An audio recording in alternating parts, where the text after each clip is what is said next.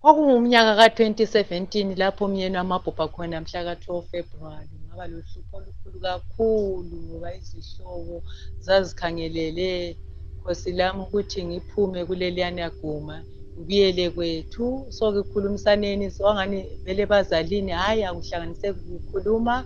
Ngasuka ngaya kumphathi wesigaba uchief owanguye owangirifeya ukuthi ngidinge u-CBC wami ukhansila uTryphon Gumbo. Kwayinhlanhla lokho, kwaba yinhlanhla sibili yamakhosi ngoba wangenela uNkulunkulu laba phansi la ngomsebenzi ayewenza.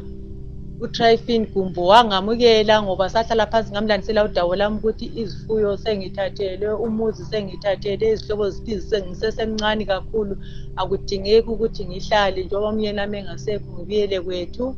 Ngayilanda indaba le kwabakwethu ngemva kokuba sengixwayiswe nguTryphon. Abakwethu bathi sokukimi ukuthi mina ngithatha decision bani, sinqumo bani ukuthi ngiyabuya egumeni kumbe ngiyahlala komoyo njengoba kungani kulamalahle kuyachisa. Hhayi-ke ngaphenduka futhi kuTryphon ngizomnika impendulo ukuthi bengikhangelela ukuthi ngondle izingane zami zikhule zize lazo zibe lelungelo lokuthi zizimele zodwa njengoba zazizincane kakhulu zingakwanisi 18 years. So Tryphon ngokungibonisa la ngibonisa izinqumo zokuba ngenze njengomama ilungelo lami lithi ngihlale emzini wami. Umthetho vele lawo uvuma ukuthi lapho ngendele khona kangixotshwa ngumuntu, ngixotshwa yikufa kuphela. Lami sensiyophumula endaweni nxa uNkulunkulu esengihlelele wangibiza. Waba lothando kakhulu, waba lesisa uTryphon Gumbo. Ngasuka-ke ngabuyela kuchief ukuthi hhayi mina bengikhangele ilungelo lokuthi ngicela izincwadi zokuthi ngiye phambili, ukuthi ngibhalelwe incwadi ukuthi ngiye phambili kwabeNtonjeni Women's Forum ukuthi ngincediseke lami ukuthi indaba yami ingene emthethweni, ukuthi impahla lezo ziphenduke egumeni, lemuli yami ngihlale kuhle kulokuthula.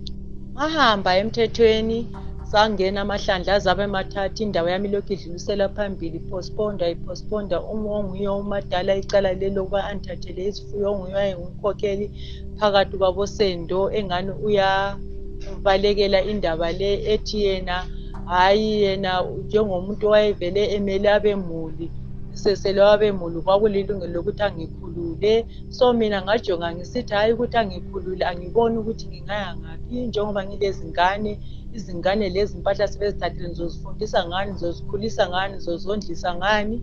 Indaba le emthethweni yahlupha, yangihlukuluza ngoba ngangingelazi imali zokuthi ngigade. Kodwa uTryphon wayelaso isibindi njengomuntu ongumama olesihelo, ngokufundiswa kwakhe ukubana akhiphe yakhe imali esikhwameni enginikeza ukubana ngigade ngisiya ecourt. Amahlandla aze abe mathathu. Kwathi ngehlandla lesine indaba yami yaba lempumela enhle kakhulu okwamagama, okwangithokoza kwangijabulisa laye ngoba ekuhambeni kwami uhamba lokuphenduka ukudla konke wayengena esikhwameni sakhe engakhathaleli ukuthi ufuna imbadalo, kodwa ethi hhayi ukhangelele ukuthi indaba yami ibe lempumela lami ngihlale phakathi kwesango lami. Ngehlandla lokucina sisemthethwandaba, umthetho waphawula ukubana imfuyo le iphenduke ibuyele egumeni. So yaphendula imfuyo lana yabuyela egumeni. Ekubuyeleni kwayo egumeni kwaba lokuthokoza lokujabula ngoba umthetho wawuvele usufake isinqumo. Kwaba yimayuyu lomnyama kuye lo onguye wayekhokhela ukubana athathele abantu abami izifuyo lelungelo lomuzi, ngoba waba sezandleni zababusi, waba semthethweni lokwamanje ulokhu esenkantolo akakaphumi. Kodwa mina sengathula ukuhlala kuhle lokuphumula phakathi komuzi wami ngendlela uTryphon angiphathisa ngayo. Ngaba ngumama olesibindi kakhulu, ngafundisa izifundo zokubana nxa ungumama kufuze ube lazi ilungelo lakho, lanxa uhlukuluza ungesabeli khatshana ukuthi uye emthethweni, umthetho ukuncedisa ngoba umthetho uyiwo omdala uvele kulo muntu. Community Voices on Asake Online, giving you a platform to have your say. Community Voices on Asake Online, giving you a platform to have your say. Community Voices, community stories, real life challenges, real life stories. Get the best podcasts on Asake Online, then you share the stories with the world. Get the best podcasts on Asake Online, then you share the stories with the world. Asake Online, hey, yeah. Asake Online.